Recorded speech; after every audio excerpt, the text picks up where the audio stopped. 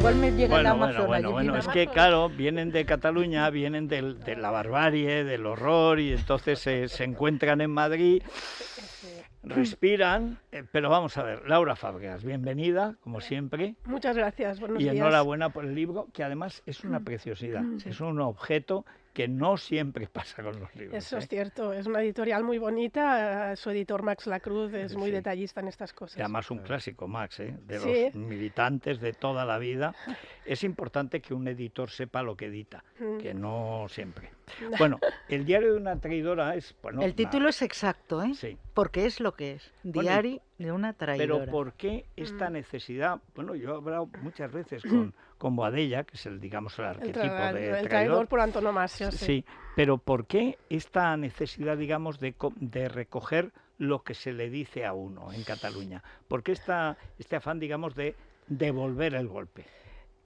Bueno, a mí en este sentido me influenció mucho Andoni Unzalo, que era un vasco que falleció hace poco y que había sido de joven nacionalista, incluso cercano a ETA, y luego se desmarcó totalmente, y que me hizo una reflexión sobre ser traidor, que socialmente normalmente es lo que más penalizado está y lo que peor se ve, pero si no fuera por traidores, por gente que les dice a los suyos, a su comunidad, que se están equivocando y que no van bien las cosas, tampoco avanzaríamos como sociedad. O sea, seguiríamos en la era del Paleolítico si no hay gente que un poco pone en cuestión los mitos, los dogmas de su propia gente. Y entonces por eso hice propio este término que parece o aparece muy malo, pero que quizás no lo es tanto. ¿Cómo ha sido tu decurso? Lo estaba comentando ahora con Ignacia. Yo de vez en cuando veo el Parlamento de Cataluña con una sensación, primero, porque ver a Silvia Orriols, que es la que va a mandar allí con toda la seguridad. Yo la descubrí desde que la dije que es una gran oradora. ¡Oh, es Jiménez Los Santos y habla de la Orriols, la que se nos viene encima! Tal y cual. Bueno, pero el otro día vi también a la que ahora está en el PP y antes en Ciudadanos. Bueno, hizo un discurso en español, pero extraordinario. Digo, mira, esto está claro, se va decantando. El problema de Cataluña es que ha llegado tan lejos durante tanto tiempo que ahora ya tampoco hay muchos términos medios. Que quieres echar a quien sea de Cataluña, votar Silvia Orriols. Que quieres defenderte, pues tienes al PP, a Vox y a la gente independiente que estuvo en Ciudadanos, que fue traicionada por Ciudadanos. Y esa es la pregunta que te quería hacer. ¿Qué ha pasado para que de aquel voto masivo a Ciudadanos, que era también un voto de censura contra el nacionalismo, se haya pasado a que el PSC de Illa, además, que es lo peor, o sea, pero se haya apropiado de buena parte de ese voto? Claro. ¿Es por sobrevivir? ¿Porque otros son peor? Antes de contestar a esto, lo que has dicho es muy interesante, porque es verdad que en Cataluña ahora se han creado anticuerpos, antes no existían. O sea, ahora hay el nacionalismo, pero hay el antinacionalismo, y es muy fuerte. De hecho, también hay que recordar que Vox es la única, creo, de las pocas comunidades autónomas donde ha superado el PP es en Cataluña. Hizo sorpaso. ¿Por qué? Porque hay una situación pues de mucho cansancio, de mucha polarización, de gente que ya no quiere comprar la paz esta pujolista de pensar que todo va bien, y entonces esto es verdad que ahora ya habla todo el mundo muy claro, unos y otros.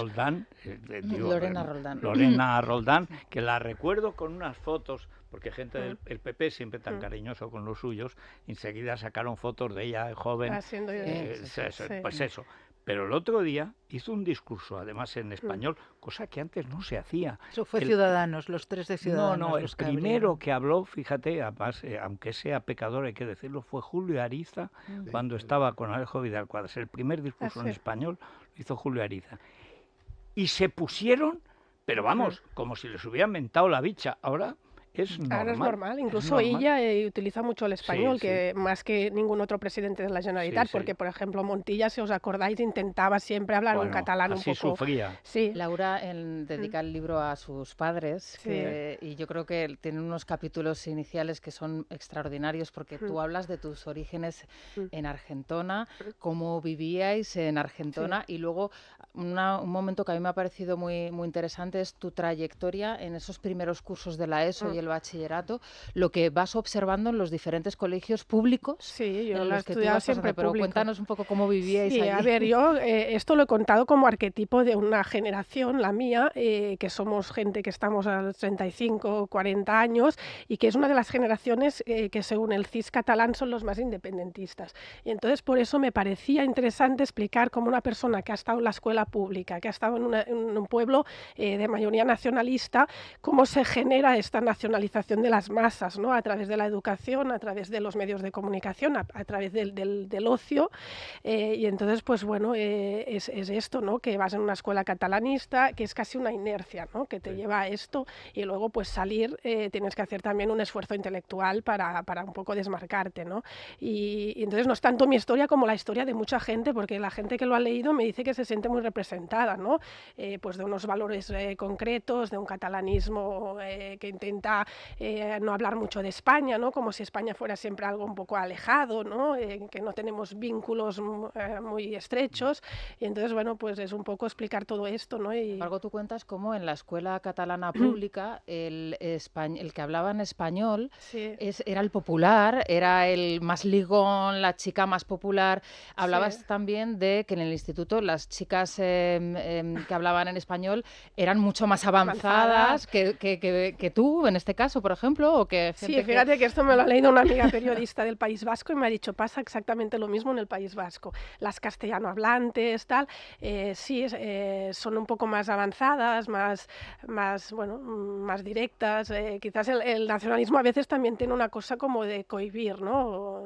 El otro día leí una cosa que contabas que me llamó la atención porque abunda en eso ya con números, porque lo asombroso es eso. En el País Vasco veía ayer un anuncio de Nico Williams. No puede ser más guapo Nico Williams, salvo que está en un sitio equivocado, todos sabemos dónde debería estar, pero... y claro, son Nico, es Iñaki Williams, otro negro, pero negro, que juega muy bien de delantero centro, etcétera. Entonces quieren hacernos pensar que eso, que es una sociedad bajo el terror, no pasa nada.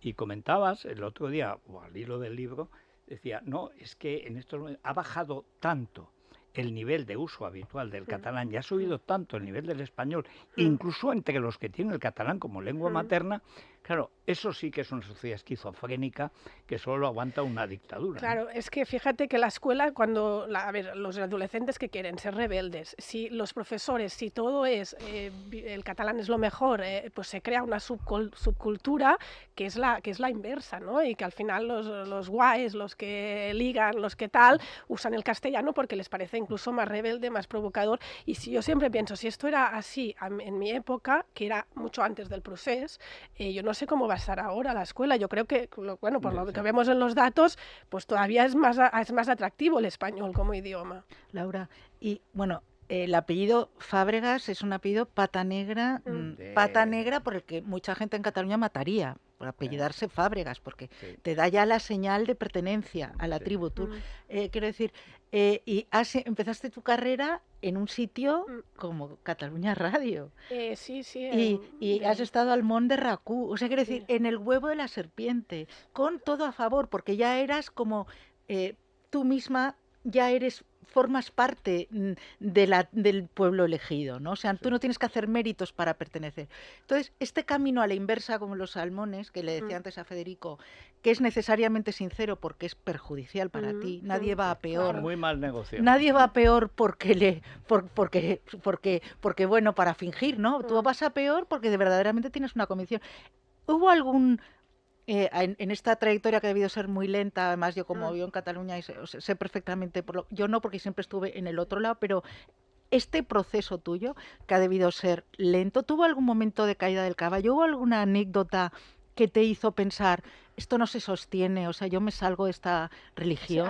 Fueron varias, o sea, es un proceso gradual, no es que de golpe ves la luz, ¿no? Yo quiero dejar muy claro, porque hay gente que ha malinterpretado, yo durante el proceso ya no era independentista, yo desde las primeras horas me opuse al proceso, porque hay gente que se piensa que como ahora hay otro escenario y otra coyuntura... Lo recuerdo muy además bien, su voz era muy importante. Exactamente, porque además...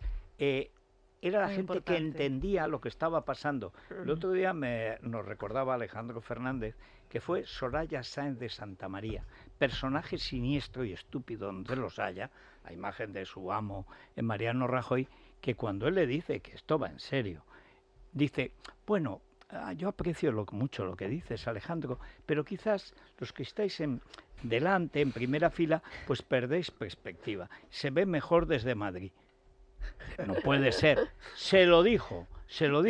Fue, además, presidenta de la Generalidad, después del golpe. ¿Y qué hizo? Iba los fines de semana, le habilitaron el cuarto de las escobas en el Palacio de la Virreina.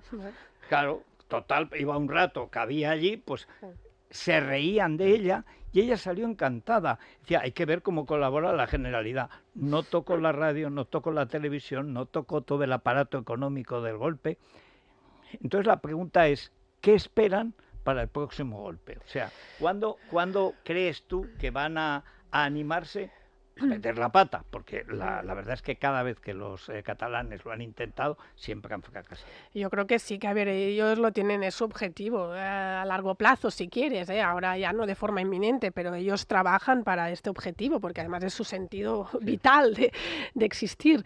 Entonces, bueno, yo creo que siempre tendrán que hacerlo en unas circunstancias, en una coyuntura económica que sea desfavorable para los intereses económicos de España. Entonces, es una manera de vender pues su producto a gente que busca a la desesperada una alternativa. Esto en realidad es lo que pasó en el proceso. Veníamos de muchos años de lluvia fina a favor del nacionalismo, pero en 2008 hay una crisis económica muy grande y les venden la ilusión de que hay una manera de salir y que es irse del Estado español, ¿no? Entonces, bueno, la gente a veces busca alternativas, algunas mágicas o infantiles, pero yo creo que están esperando al momento oportuno, y también así Sánchez, de quienes son socios prioritarios, les acepta pues un referéndum o sus peticiones. ¿Y tú cómo, para volver a de antes, cómo fue con los momentos estos que...? Mira, bueno, hubo un momento, yo explico que yo soy de un pueblo que siempre ha gobernado Convergencia y que en los años del proceso gobernó la CUP, ¿vale? O sea, un pata negra, ¿no? Entonces yo las primeras consultas que se hicieron en 2009,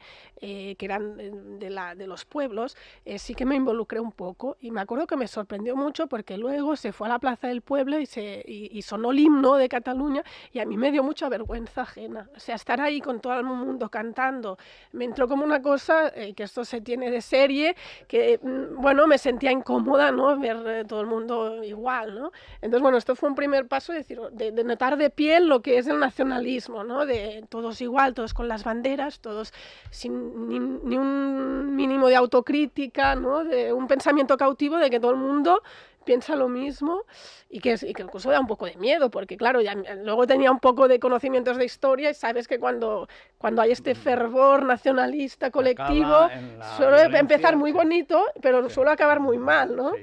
Entonces, bueno, esto fue, por ejemplo, un punto de inflexión, pero luego hubo otros, claro, también. A ver, tengo una pareja que es de fuera y que también como observador externo, pues también me decía muchas cosas sobre España muy bonitas, ¿no? Que siempre te hablan mal de España como si fuera un país prácticamente franquista, y oye, luego te vienen de países de Europa y valoran muchas cosas de las que tenemos aquí, ¿no? Entonces, bueno, fue una cosa un poco, pues, gradual, ¿no? Perdón, Tomás. Sí. No, sí, estaba... O sea, la situación en Cataluña, si hay más traidores, hay esperanza en este caso. Yo creo que también hay un desarraigo, quiero decir, porque estos han hecho que se pudriera todo lo que había de digno en Cataluña, con muchas cosas. El idioma.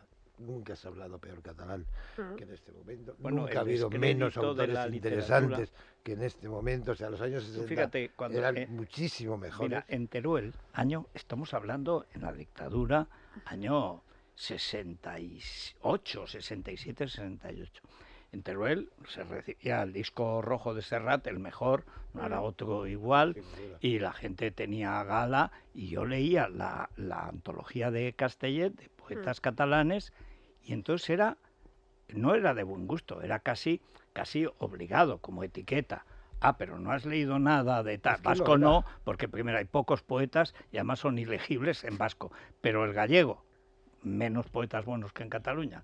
Teníamos que tragarnos a Celso Emilio Ferreiro, que era horrible. Pero los clásicos, pero Rivas, Foix, pero todos, Carné, Ferrater, Yo recuerdo cuando se suicida Ferrater, que estaba pues como si se hubiera muerto un primo. Todo por una cosa que decía de la tarde, dice de la tarde, ahora es color de poma, que tiene color de manzana. Eso es de un grandísimo poeta. Ahora, yo creo que no saben ni quién es Ferrater. Es que te iba a decir, mira, nada. fíjate, también lo digo en mi libro, a mí me sorprendió mucho porque luego me di cuenta que gente como Federico, Xavier Pericay, Ferran Tutain, es gente, algunos de ellos, en el caso de Pericay y Tutain, que son filólogos en lengua catalana, que son mucho mejores en lengua catalana que los políticos nacionalistas, que aman a la cultura catalana y que no son nacionalistas, al revés, incluso son fundadores de Ciudadanos, algunos de ellos. Entonces esto también a mí me abrió un poco los ojos porque en la escuela parece que si amas la cultura catalana tienes que ser independentista, ¿no? Y que los que no son independentistas están en contra de la cultura catalana. Y luego, bueno, pues te das cuenta de estos casos que Federico conoce mejor Ferrater que todos mis profesores. Tú coges la lista de libros más vendidos de la vanguardia y la mitad son recetarios de cocina. Sí. Cuando la poesía catalana Pero es la ambas poesía más raras. buena del siglo XX. Después del 27, bueno, No, es igual, es un no idioma no se creado trata. para la poesía. Porque Bueno. eso lo decía Ferrater, da Sí. justo para la poesía, es que te da para la poesía. Laura, tú en el 1 trabajabas en Crónica Global, creo Sí, recordar. sí, lo explico. Escribiste una columna donde básicamente en una de las frases decías algo así como solo sé que esas porras eran más demócratas que aquellos a los que iban dirigidas, ¿no? Sí.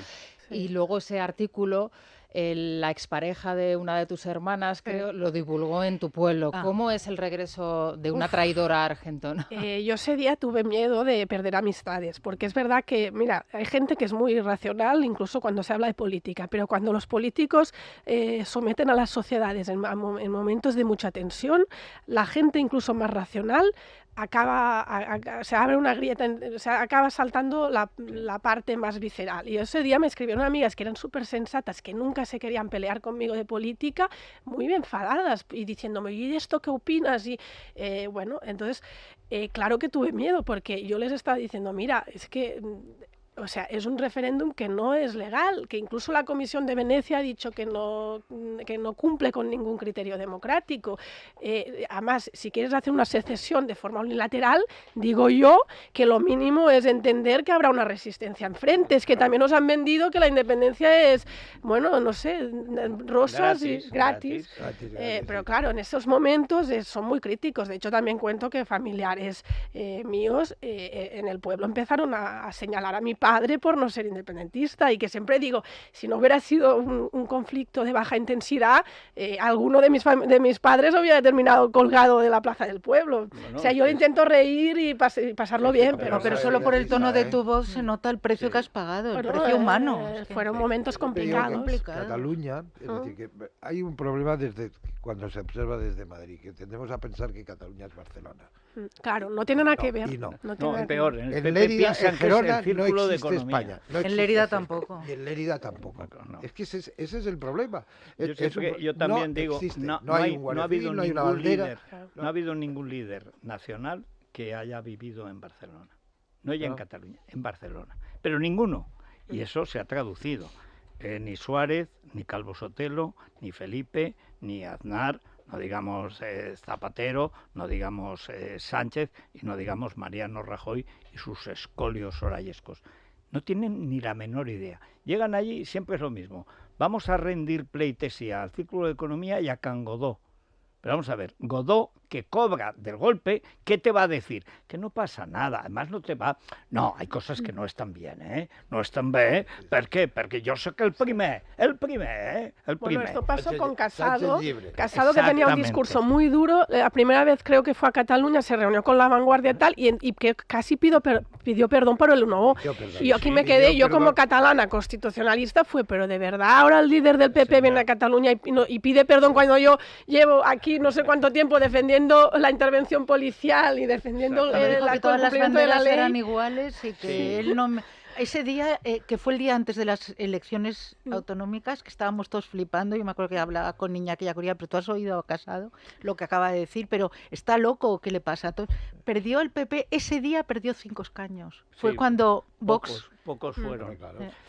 Bueno, a ver, ¿por dónde van los oyentes hoy, Silvia? Pues Laura, hemos recibido preguntas mira. para ti, si te parece las escuchamos tras la pausa, pero también seguimos recogiendo mensajes sobre el apagón, a los que ahora, claro, se suman los efectos del caos ferroviario de esta noche. La conclusión de los oyentes es que, visto lo visto, y visto que no funcionan ni la red eléctrica ni la red ferroviaria, en España la única red que funciona es la red de corrupción del gobierno. Una cosa, perdón.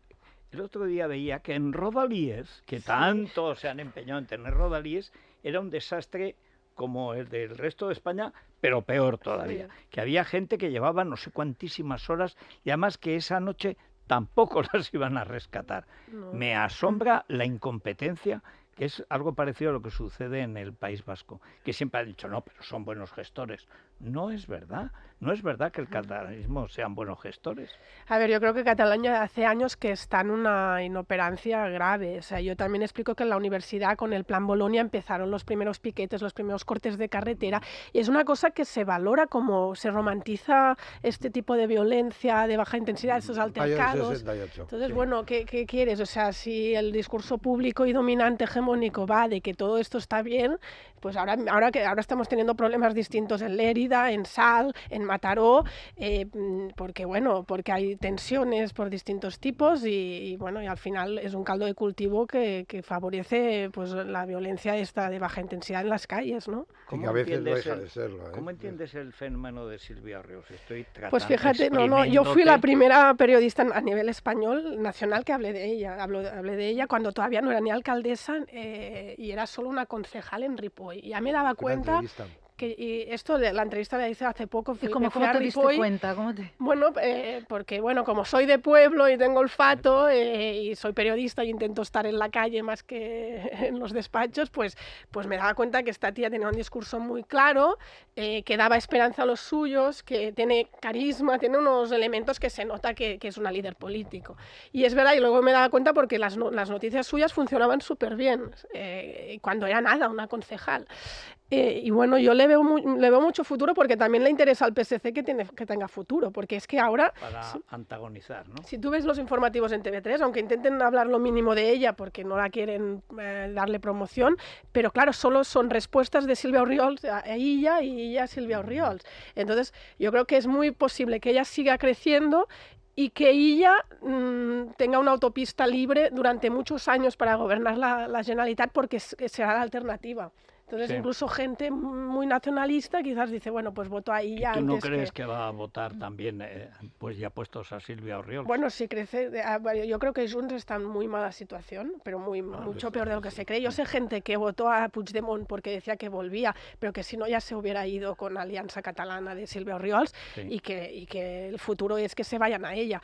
Es que además cuando la entrevisté me sorprendieron muchas cosas porque yo he entrevistado a muchos políticos de primera línea y ella, por ejemplo, vino sola, no vino con un grupo de asesores. Eso es importante. Luego me dejó en su despacho tan tranquila y se fue un rato que tenía una reunión pequeña y bueno, con una seguridad, unas cosas que yo ya vi, ves unas cosas... Sospechoso lo del liderazgo, ¿lo tienes o no? Exacto. Y al otro lado, ¿qué pasará? En el lado constitucionalista, ¿qué va a pasar con el Partido Popular y con Vox? Porque claro, el liderazgo de Alejandro Fernández, bueno, pues... Yo creo que todos sabemos un poco lo que puede suceder, ¿no? Próximamente. Lo que pasa es que Alejandro Fernández es muy valorado en Cataluña, lo que pasa es que los menos en Génova. Pero en su partido no lo es sí. tanto. Como siempre, es que en Génova es que no tiene perspectiva. ¿Sabes? Si tuviera perspectiva sería una rata que iría a Cango. Pero tú le ves entonces que va a continuar, porque no va a haber renovación en este caso. Bueno, tienen que celebrar el Congreso, el Partido Popular, y es verdad que lo está retrasando. También es cierto que justo ahora creo que han dado más poder a Dolors Montserrat, que es su adversaria dentro del PP catalán, digamos que son dos corrientes antagonistas. Lo que pasa que, ha sacado muy buenos resultados, logró que el PP volviera a ser por delante de Vox, y es verdad que los debates... Tiene mejor expectativa. Y hace muy buenos debates parlamentarios, muchas muy buenas intervenciones. También en el debate de TV3 que hicieron para las elecciones del 12M fue de los más valorados, incluso entre los nacionalistas, porque habla muy bien, es muy divertido, no lo sé qué puede pasar. Sé que que antes había más división en el PP dentro del grupo parlamentario, y sé que ahora están más unidos bajo su figura. Esto sí que lo he notado, pero no sé qué van a hacer con él. Y Laura, yo sé que hay mucha gente que votaba a Vox por el tema de la inmigración enloquecida en muchos sitios que has nombrado antes, o la misma Lérida, Sal, no sé qué. ¿Tú crees que puede haber y gente muy, muy catalanista que votaba a Vox porque tenía una política clara? ¿Tú crees que por esto puede haber una transferencia de voto de Vox Alianza? Sí, la puede haber, pero también hemos detectado, o sea, lo han detectado los partidos, yo lo he visto con datos, que el 12M, o sea, que también hay voto del PSC, del Extrarradio de Barcelona, que se está yendo a Vox. O sea, es como que el PSC está creciendo entre el catalanismo o en la derecha convergente de toda la vida, y en cambio Vox en los barrios les está también cogiendo votos. Entonces yo Vox no les doy por muerto, porque además Vox en Cataluña está haciendo una estrategia muy inteligente que es pisar la calle, ir barrio por barrio, y bueno, yo creo que no... Los barrios eran los que en un momento determinado votaron. De hecho, en la peli el 47, ahora en la peli el 47, que es Torrabaró, el barrio, en el 28M el partido más votado, si no recuerdo mal, o el segundo, pero diría el primero, fue Vox, en el barrio socialista por antonomasia de Cataluña. Ex-socialista, lo que está pasando con la izquierda de toda Europa. De toda Europa, claro. Bueno, pues va, una pausa y vamos con los oyentes. Es la mañana, es radio. Bueno, Silvia, a ver. Pues decíamos antes de la pausa que seguimos recibiendo mensajes sobre el apagón y sobre el caos ferroviario, con denuncias, por ejemplo, de personas que siguen sufriendo las consecuencias del cero energético. Y después sí un par de preguntas para ti, Laura, a ver si puedes resolver las dudas de los oyentes y si te animas a recoger el guante que te lanzan. Madre mía.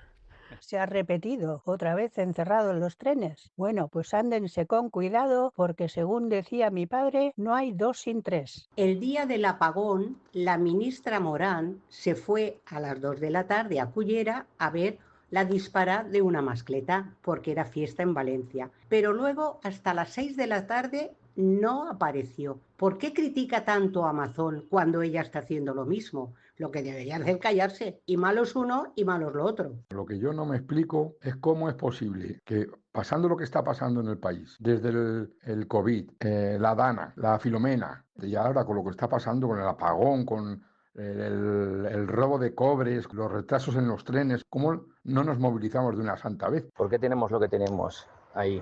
Porque el pueblo español es así. Dame paguitas, dame, y lo demás me da igual, no sé, no entiendo. Un atajo de borregos es lo que somos aquí en España, con perdón por los borregos. Advertir desde que el 28 de abril se produjo el apagón, pues muchos móviles de muchos españoles seguimos sin recibir SMS. No los podemos recibir. Por lo tanto, no podemos hacer un Bizum o una transferencia, porque cuando haces un Bizum o una transferencia te mandan un SMS con un código para que lo puedas hacer. Y yo he consultado con mi banco y con mi operador telefónico y no es un problema del banco ni de la red móvil, vamos, por lo menos no es del operador. Señora Fábregas, ¿cuál fue el detonante que le hizo despertar y rebelarse contra el discurso independentista y contra el pensamiento único? ¿Cree usted que la sociedad independentista catalana se cree realmente el relato del pueblo oprimido o están totalmente aborregados y adoctrinados? ¿Y ve usted posible o cercano que las nuevas generaciones comiencen a despertar y empiecen a rebelarse? A Laura Fábregas preguntarle, por favor, a ver si se anima y cuándo va a escribir Diario de un traidor, de un felón, abro paréntesis, Pedro Sánchez, cierro paréntesis. Muy buenas las preguntas. Hay una traidora buena, que es la que va al bien, y luego un felón, que es el que siempre es malo. Sí. A ver, la primera parte sí, ya lo he dicho, que no fue un momento, sino varios, ¿no?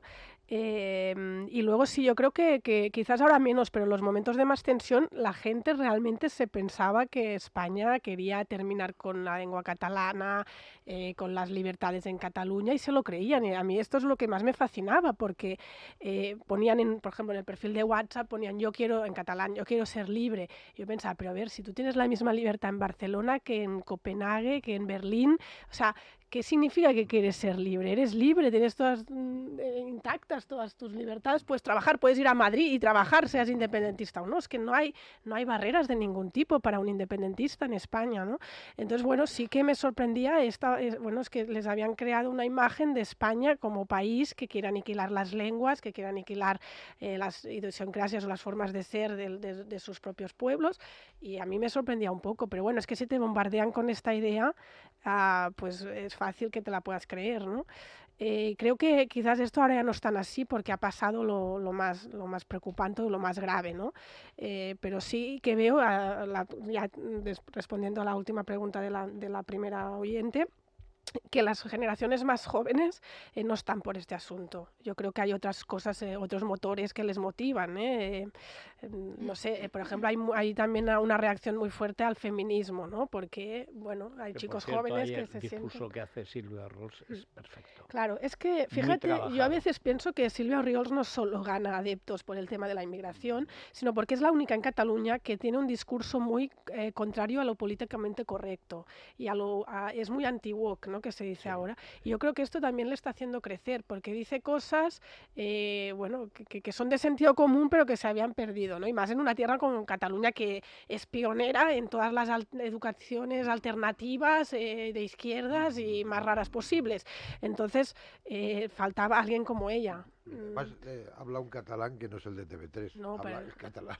Habla un catalán muy bueno. Excelente. Bueno. En fin, bueno, te hemos exprimido, Laura, todo lo posible. Muchas gracias. De hecho, bueno, presento el libro este miércoles a las 7 en Cafebrería, que es una librería que está calle, no me acuerdo ahora, pero bueno, Cafebrería. Que se puede tomar café. Sí, entonces bueno. Eso es fundamental. ¿Pero aquí en Madrid o aquí en Madrid? En Barcelona ya lo presenté. Sí. Y quien quiera venir... ¿Cuál es la dirección? Es bueno, que ahora no me acuerdo exactamente, pero miramos, Cafebrería. ¿Y quién te lo presenta? Pues Arcadi Espada. Hombre, mira.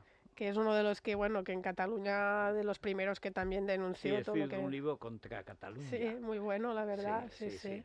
No, es que esto está lleno de traidores, es que en Madrid no cabe uno más. Ya, estamos todos aquí. En la calle Buen Suceso, sí, podría exacto. ser número 14. Perfecto, sí. En una zona, bueno, maravillosa, en el distrito de Moncloa. Bueno, enhorabuena, pues Laura, muchas por gracias. el libro y hasta la próxima. Muchas gracias a vosotros por invitarme.